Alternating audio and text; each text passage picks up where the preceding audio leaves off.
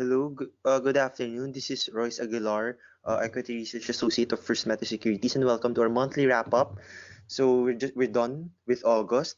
It has been dubbed by as a ghost month, and we're finally over it.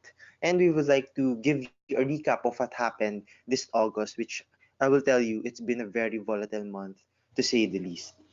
Okay, so same sequence. We'll go over the past month, what happened in August, and then what to watch out for in the Burr months. So besides Jose Marichan, we have things to watch out for this September. And we also have stock picks. So we'll be happy to tell you that we have one new stock pick. So stick around to see what is that stock. Okay, so what happened in the month of August? So the PSEI went down by 66 points or 0.82% at 7976.66. So to be honest, we've been down to as much as 7.6, but um, at least we're now again just a hairline near 8,000 levels. So year to date, we're still up by 6.9%. So what dragged the market? So here are the bullet points. So first is the escalating trade tensions between US and China. So to be honest, this has been the one that has been driving the markets for the past actually ever since February of last year. But to be specific, on just this month, lots of headlines, lots of game theory applications from both Trump and Xi Jinping, and we were up specifically today because of China's easing trade tension statement. But for this month, that's the main reason we're down because of what happened early this month regarding the application of tariffs and the like. And we'll be happy to share you in the next slide um, what is now on the table regarding the US and China trade issue. So next is the fears of a recession. So after the spread between the US 2-year and 10-year Treasury yield curve inverted for the first time since 2007. So first, what is this? What what now? Given that the inverted yield curve between the 2-year and 10-year occurred, so it has been dubbed as the one that is happening before a recession because the concept here is people are um, going to safe haven, the treasury, specifically uh, longer term because the short term outlook is bleak.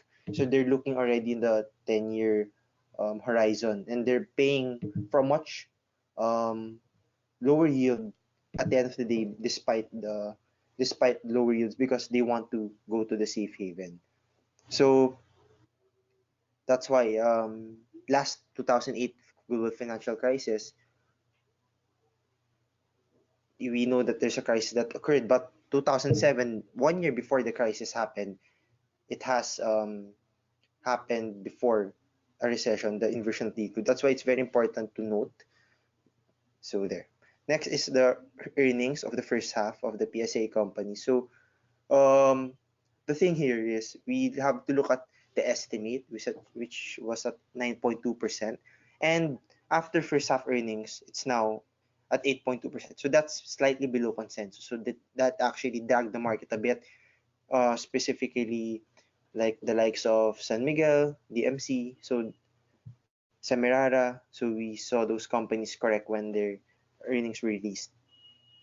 Next is the lower than expected GDP growth. So at the end of the day, this is the data that has been most watched, and it disappointed at the second quarter because of lower construction spending, household spending not living up to its standard. So there. And next is the announcement of the down weight in the MSI emerging market. So this is when we are talking about in our weekly report, when you watch the TV, when you see MSI rebalancing, this is what it's really about. So um, in terms of the effect, we the story here is when you see an MSI rebalancing, specifically for this year, the concept this year is there are more China shares going into MSA Emerging Markets Index. So if I'm a global investor, I have to make room for those China shares. So I have to let go of some of the recipients or constituents of the emerging market index, one being the Philippines. And that resulted to net foreign selling. You will notice last August 27, last Tuesday, we were, despite the US markets being positive, we were down by over 1% because the foreign investors unloaded some Philippine shares to make room for the China shares. So there. So next slide. So here, so I would just like to quickly elaborate what's now on the table regarding the US-China trade issue. So you will see here that at the picture, that's what is currently being implemented by the country. So as of the moment, 200 billion at 25% was implemented by the US to Chinese products, and then for China, 60 billion. So 25% on 60 billion worth of US products. So you will ask, why the US 200 billion but in China 60 billion? And because Chinese imports to US is significantly less compared to US imports to China. So there. But at the end of the day, it hurts both economies. So let's see what's now on the table. So okay. So China mentioned that they plan to impose 5% tariffs. So that's worth 75 billion. So they increased from 60. Oh, no, sorry. They added 15 billion worth of products, and they are to impose 5% tariffs on that on September 1. So that's on Sunday. Yes. So after the Chinese announced that, the US retaliated to impose 15% tariffs on 300 billion worth of Chinese goods on the same day. And they were not done with that. They plan to impose 30% on 250 billion worth of goods from China on October. So that's 1 month from now. But that did not stop there. So the the country of China planned to impose 10% tariffs on the 75 billion they plan to impose on Sunday, on December. So for China, you will see some implementation of tariffs in tranches, while the US plan to do on new 300 billion and to hike the tariffs on the 200 billion from 25 to 30%. So of course, what made the market go up today is the China representative said that they plan to not retaliate with further tariffs compared to the ones already on the table. But at the end of the day, that's still on the table. Those tariffs, specifically the ones that are going to be implemented on Sunday. So in terms of fundamentals, that's going to hurt both economies and also other countries that are indirectly affected from this trade war. So there. So recap, in terms of, may look at the chart. What supported the market specifically this month is the 200-day moving average. So we know that since it's a moving average, the value changes when the market goes up or goes down. So specifically on that range, the 200-day moving average was around 7,790 to 7,8. You will notice that when the market hit 7,6 intraday, it closes at the end of the day, it closes still above the 200-day moving average. So that's what is keeping the market afloat, because when the market closes below the 200-day moving average on several days, it might convince investors to sell the Philippine market, because the 200-day moving average is a long-term moving average. So it suggests that if it goes below the 200-day moving average on several days, it means that the long-term trend or the one-year trend is bearish already.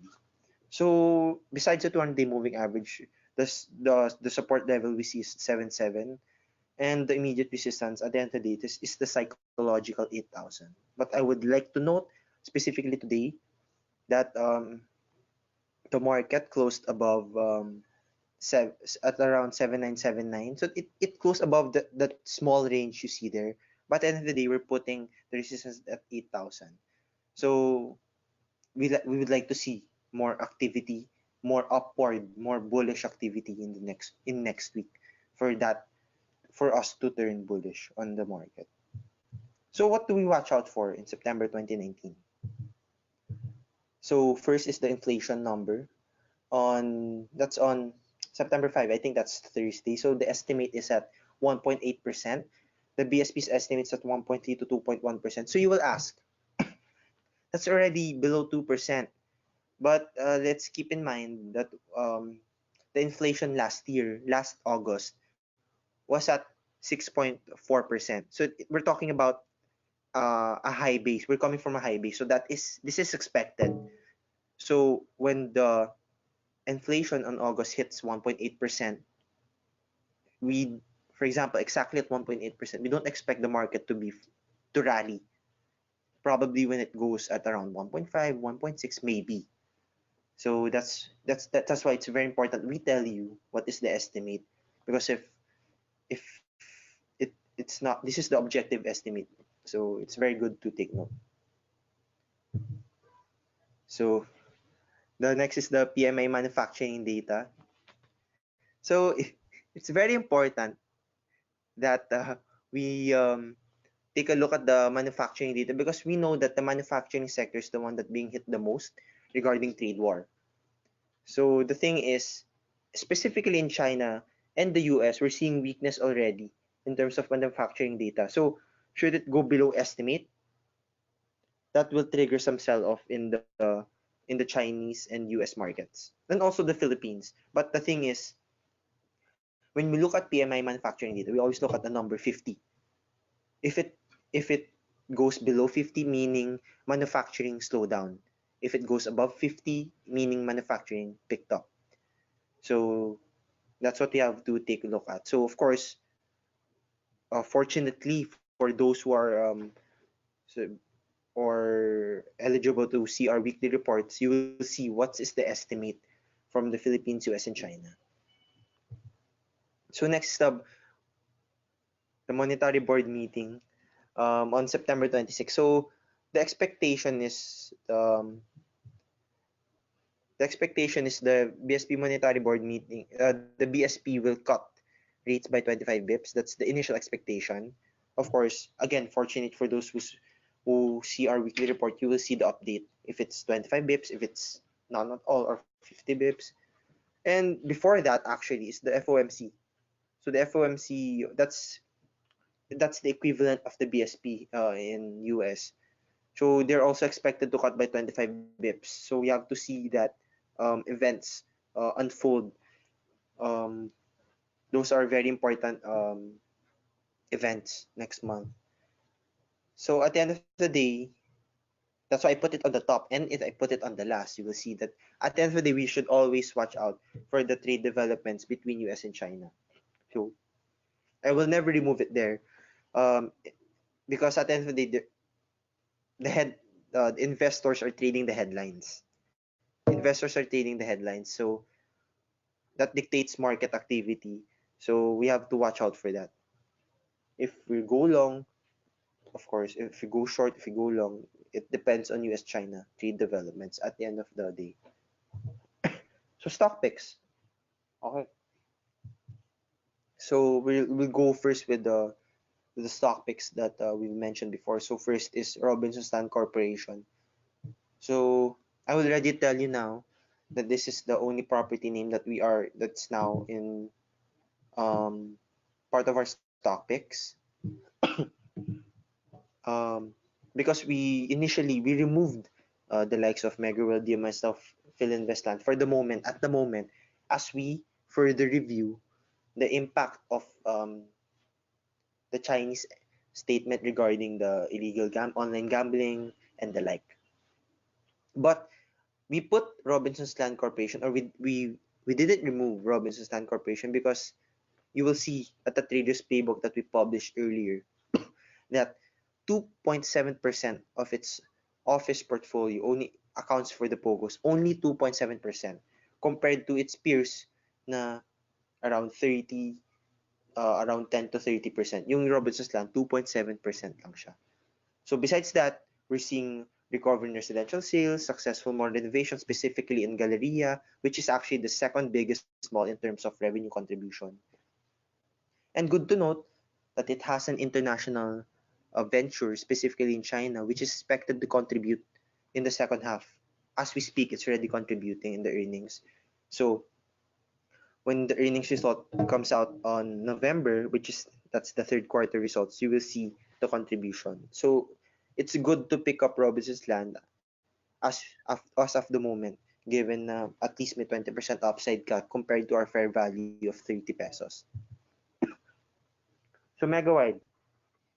So for Megawide, this is really bullish on Megawide. Of course, if we take a look at the earnings result, it's lower because of in terms that's only because of recognition of revenues. But at the end of the day, um, the Megawide in terms of long-term prospect, it's still there. It's still there. Meron pa rin siyang competitive advantage. We know that Megawide is a construction and engineering company, rare for a listed company, meaning since they have this competitive advantage, they can bid lower for projects. And it's good to note that Megawide operates the Mactan Cebu International Airport. So 50% na ng earnings niya coming from Megawide, coming from that airport. So di lang siya construction engineering company, airport operator na rin siya. So moving long term, this is really a good play for long term investors. So there. Next is PNB. So this is our new stock pick. So why PNB? We know that it successfully raised 12 billion from its stock rights offering in July. So parang the purpose of stock rights offering is to get new funds, and they will use that proceeds to ramp up their retail and mid market segment. So as we all know, we have retail, we have mid market, and we have corporate. And the retail and mid market, yun yung mas may mataas yung margin, meaning mas mataas yung earnings potential, mas mataas yung income from that. So this is a good move for them. We think it's a good move for them. So again, if we look at the earnings of PNB, it's lower. So this is where we go to the right side. So last year, yung PNB, meron siyang gains on the sale of foreclosed assets, meaning meron siyang mga assets na binibenta niya which are actually foreclosed. So at the end of the day, it's not their core business. It's parang additional income lang. But at the end of the day, we look at the loan growth.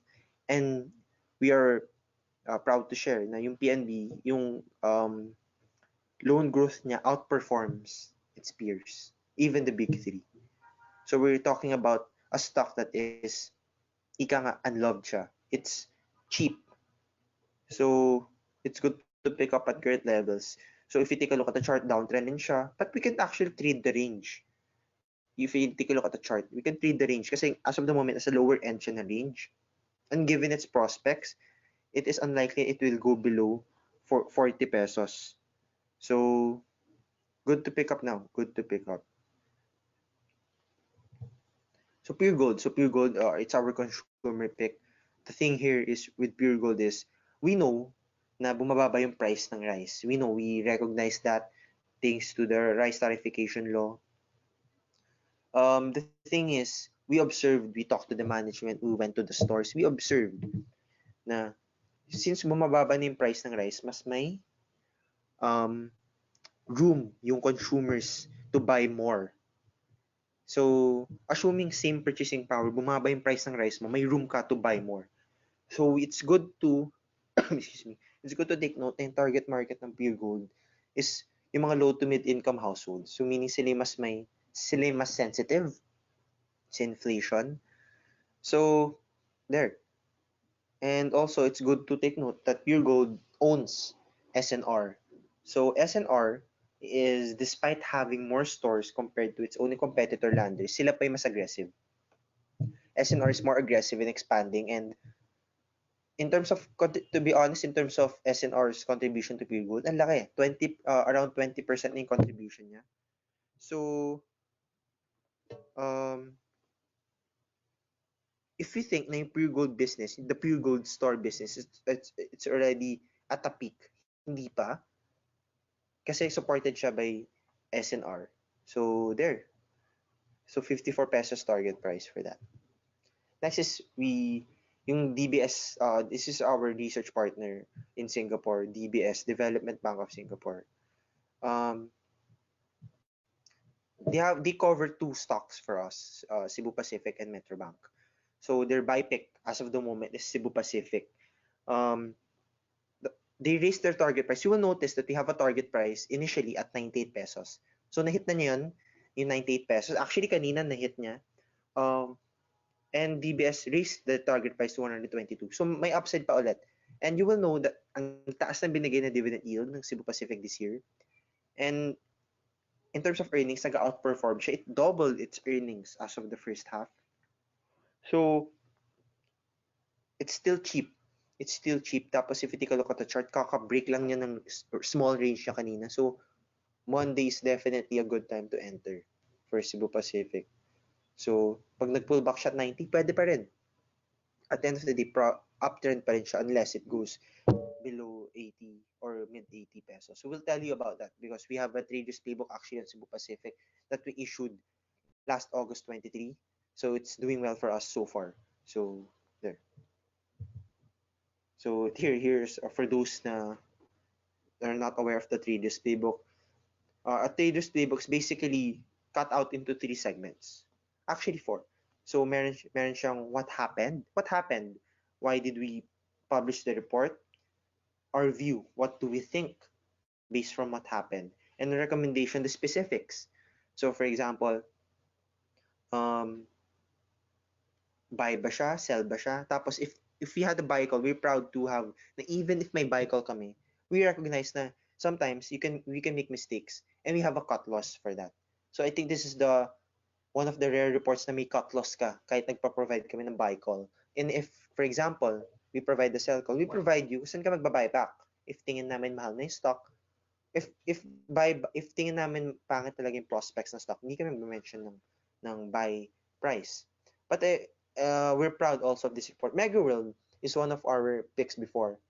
We're further reviewing it now. But in terms of Traders Playbook, you will notice na June 6 pa lang, June 7, we issued a take profits call on MegaWorld because we provide, besides having a buy call, magsasabi rin kami kung take profits na. So we had a short-term buy call for MegaWorld, and we also have we also issued the take profits on MegaWorld nung June 7. Recall na this month, 'di ba, nag-drop yung MegaWorld to as low as 460.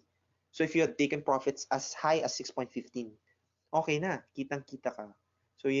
So this is the benefit of knowing our long-term stock picks and taking a look at our traders playbook to see both the fundamentals and the technicals of what's happening sa stock. And we issue this report around 4 to 5 times a week. So almost every day, meron kang may kitang stock pick. So there. So thank you, and we're open to some questions from you guys.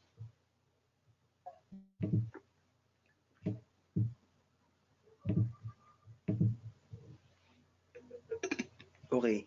So first question are our thoughts on Fly and SSI for September. So to be honest, for Finvestland, while we're still further reviewing the stock, I liked what I saw in the latter part of this week in terms of the technicals. Because at the end of the day, target price namin for Finvestland is at 2.2. 2.2 pa rin siya kasi ito pa rin naman yung prospects for the year. For example, if the government plans to open some hubs, likely, hindi naman yun this year may implement. Right? Or like, this year matatayo. So, we are sticking with 2.2 for this year. Although we didn't put it on stock because we're still seeing in terms of the sentiment on the impact. But if you ask me in terms of technicals, I like what I saw sa Fininvestland, sa recovery niya this in the latter part of this week. So of course, at the end of the day, it depends on your target price. It depends on your average cost. If di ka pa bumibili, pwede ka na bumili ngayon. Actually, same for SSI. If you have a high average cost for that, you may want to lighten. But if ngayon ka pa lang bibili, pwede. Kasi at the end of the day, I think these stocks are specifically SSI. I think we recommend na iti-trade mo lang siya. If you invest land, okay, you can go long term for that. Pero for SSI, probably you can go trade that for a while. So if you bought at a really high price, wag ka muna bibili. Pero if ngayon ka pa lang, if it's ngayon pa lang yung plan mo mag-buy, you can enter. Because we think that SSI, I personally think that SSI may have bottomed already. So unless it goes below 2.6, okay pa rin siya. Yun. Okay, so our thoughts on San Miguel and Semirara. So these are first on San Miguel, yung earnings are still being dragged by Pure Foods, by not the San Miguel Food and Beverages, specifically Pure Foods, being dragged by Petron. So totally what's keeping San Miguel stable right now in terms of price action is the prospect of them building the Bulacan Airport. But besides that, I don't see much upside for San Miguel. For Semirara, I think in terms of action, parang mukha na siya nag-bottom. But I would like to see the numbers speak for itself first. So for Semirara, we suggest you put it on your watch list. Maybe it's a play na for next year na good recovery. But as of the moment, we don't recommend you entering first. Kasi you might be burned especially at this kind of volatility. So next is which stock do you recommend for dividend play? So besides Cebu Pacific, Meralco is still a good dividend play. While Semirara gives dividends kasi baka naman mo-offset ka ng price depreciation. So we're sticking with Meralco na stable yung price action, and Cebu Pacific na besides the dividends, may price appreciation ka pa. So there.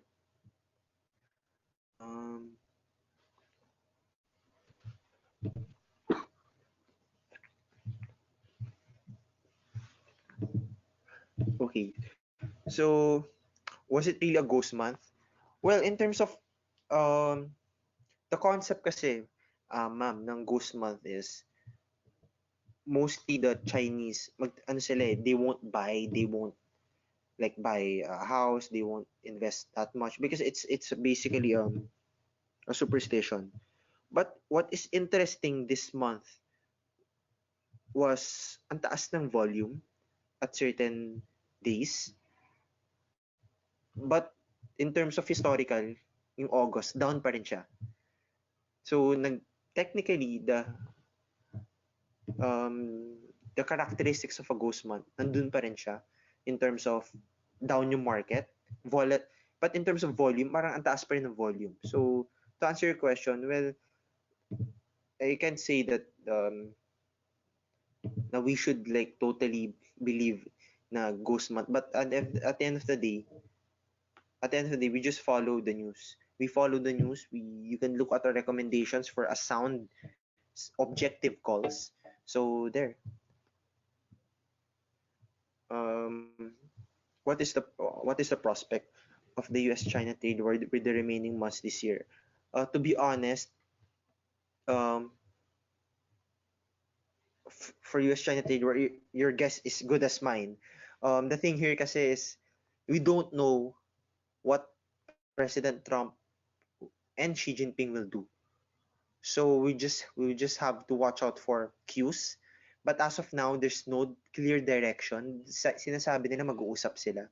But we've heard that before. We've heard that since 2018. And it's the cause of volatility. That's why our year-end forecast, hindi kami totally bullish sa PSCI. We're only bullish on several stocks. But we're not totally bullish on the market because we know that there's volatility. And you saw kanina yung earnings, not that rosy compared to expectations. That's why we want you to stick with our stock picks, and we know that it's very volatile. That's why we created the Traders Playbook. For something for you guys to hopefully take some profits moving forward despite the volatility. So there. We would be happy to tell you some updates sa China trade war, US-China trade war if there is. But as of now, September 1, may new tariffs on both countries. So there. on CPG. So for CPG on okay earnings niya, but it seems like it's hindi siya umakyat yung in terms of range niya. Para it's stuck between its current range, wide range to be honest. But for CPG kasi I think given yung price niya na decimals lang, every movement niya very mafe-feel mo yung percentage Mafe-feel mo yung percentage ng galaw. So if you want CPG, okay yung earnings So okay lang small exposure for CPG given its good earnings. But keep your stops at 0.54. If it goes 0.54, benta na tayo. So there. Okay, so first is, would you include FGen to your stock picks? To be honest, if we were to cover first gen, I think we would have a buy call on that. First gen, good fundamentals, also good technicals. Buy mo lang yung pullbacks while the trend is still there. If below 24 pesos lang siya, probably that's the time to sell. But as of the moment, in terms of if you take a look at since since the start of the year, uptrend pa rin siya So there, for first gen, okay yung fundamentals niya. It is outperforming above consensus estimates due to the recovery from EDC. Kasi recall, noong 2018, yung EDC nagkaroon ng issues because nagkaroon ng typhoon sa Leyte. So, naapektuhan yung operations niya. So, nagre-recover siya this year and also meron siyang San Gabriel contract with Meralco. A PSA, rather. Power supply agreement with Meralco. That's helping. Okay. So, okay FGen. So, I would just like to address, I think there are a couple of questions regarding IPOs. So, I would just like to mention our thoughts first to mention our thoughts on Axilum, Kepwealth, and All Home. So, unahin muna natin yung nag-IPO na si Kepwealth. I think Kepwealth, trading lang siya. To be honest. I think Kepwealth is pang trading lang siya. And to be honest, if iti-trade mo lang siya ngayon, wala na I think the DNA of an IPO is 3 days. If nagsiling siya na first day, 3 days tapos na. And that's what happened. It's very noticeable. Na after 3 days, tapos na siya on the 4th day, it's now correcting back.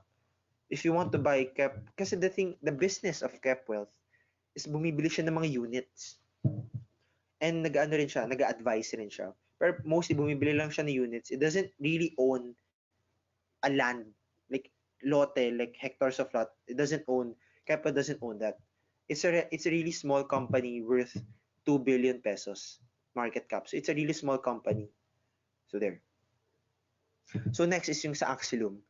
For Axilum, so just to be clear, kami yung book runner. Kami yung book runner for Axilum. That's why I can tell you in confidence, we've been to the factory. We talked to the management. We crunched the numbers. And Axilum is a long-term play siya. Next question. Would we expect Axilum's price movement to be same as Kepwealth? Don't expect na magsisiling siya on the first day. Kasi it's a company na madaming may hawak. At the end of the day, long-term play siya. Long-term play Axilum because I would like to describe Axilum in 2 ways. So, economies of scope and economies of scale. First is economies of scope. Economies of scope, sa isang coconut, wala siyang nasasayang sa isang coconut. Coconut water, binibenta niya sa clients niya. Tapos yung coconut meat na usually tinatapon ng ibang companies, pinagkakakitaan niya. So dun pa lang, in terms of cost, mababa. In terms of profit, kasi I would just like to be clear, 90% export siya. 90% binibenta niya sa ibang bansa. So, mataas yung margin. So, that's economies of scope for you. Economies of scale, meron siyang factory sa Misamis Oriental, 60% utilization rate, meaning if mataas yung demand, they can cater to that in a heartbeat. Kayang-kaya ng Axilum. So that's for Axilum. All Home. Next is all home. So madaming may gusto ng all home. Of course, no. In terms of all home, okay yung company eh. Okay yung company ng all home. A good expansion plans. I think very interesting lang yung yung kung ano man yung magiging IPO price ng all home. But all home is a good business. But we just have to be careful if the IPO price is all home is high, meaning yung magiging price to earnings niya, if for example 16 pesos siya, the likeliness, for example, if nag 16 pesos yung IPO price niya, mataas siya eh, expensive siya. So the thing is, ano yung magiging movement niya sa first days? But it's a good long-term play pa rin at the end of the day.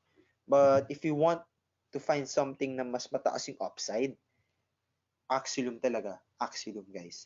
So to compare yung All Home sa Wilcon, All Home is more on furnitures, mga home, pangbahay na furnitures, basically. They're trying to build on all builders. So dun mo na compare siya sa Wilcon. That's status quo. 80% ng business ng 20% lang ng business ng All Home is same with Wilcon. Wilcon, di ba, ano yan eh, pang builders and the like, mga tiles. 20% lang yun ng All Home kasi mostly furniture siya. But part of All Home's expansion plan is yung magtatayo siya ng all builders. So dun na magkikate, dun yung competitor na ng Wilcon. So if you take a look at, as of now, hindi pa sila totally comparable, but moving forward, they can be compared na. So there. Probably some last two questions.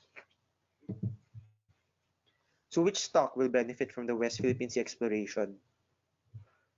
Ano lang yan? PXP Apex. Ba't down yung PXP kanina? Kasi sabi ni Chinese President Xi Jinping, di sila agree sa ruling ng Hague. Meaning, di sila payag na in-award sa atin yung West Philippine Sea. That's why down yung PXP kanina. So, kita nyo gap down. So, but to answer your question, which stock will benefit or be harmed from the West Philippine Sea news? PXP and APX siya. Okay, so last question.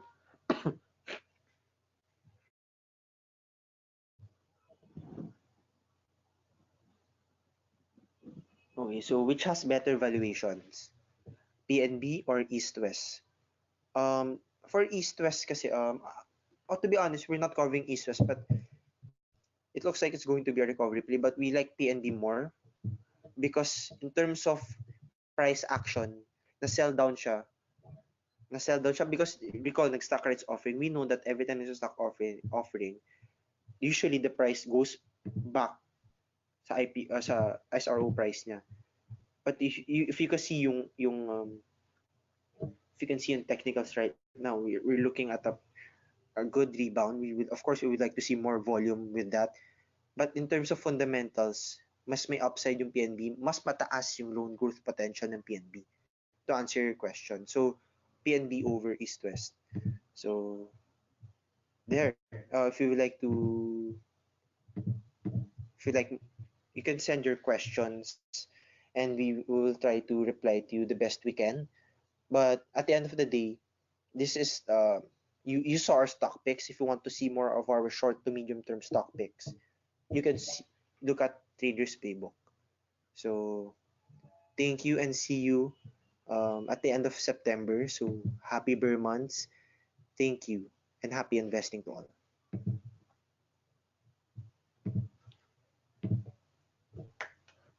Thanks, Royce. Thank you.